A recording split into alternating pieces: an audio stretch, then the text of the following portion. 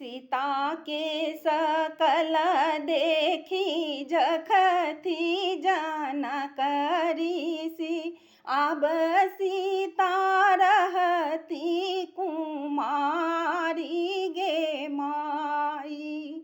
अब सीता रहती कुमारी गे माई। सीता जुगुती बर कतहु नहीं भेटल। कहाँ से लायब जमाई गे माई। कहाँ से लायब जमाई गे माई। सीता के सकल देखी जखथी जनकरिषि।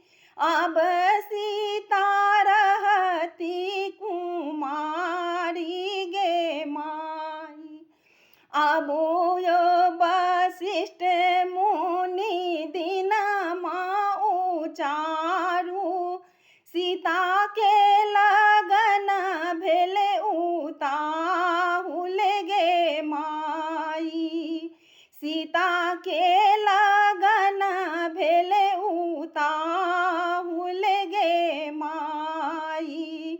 सीता जुगुती बर अवधपुर में भेटत।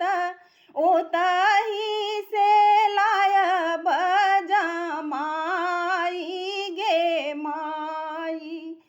ओतहि से लायब जमाई गे माई।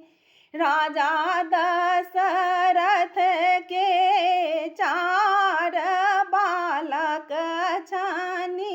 एक श्यामल तीन गोर गे माई। एक श्यामल तीन गोर गे माई। गोरहि देखी नाही भूलबैयो बाबा। श्यामल के मुकुट पहिरब गे माई। श्यामल के मुकुट पहिरब गे माई। जखनहि रामचंद्र धनुषा उठाओल। मेघनी देल गगराई गे माई। राम जी के धनुषा दुटू करी भेल। मची गेल जय जयकार गे माई। मची गेल जय जयकार गे माई। गाई के गोबर से अंगना निपायब। सोना कलश बैसब गे माई। सोना कलश बैसब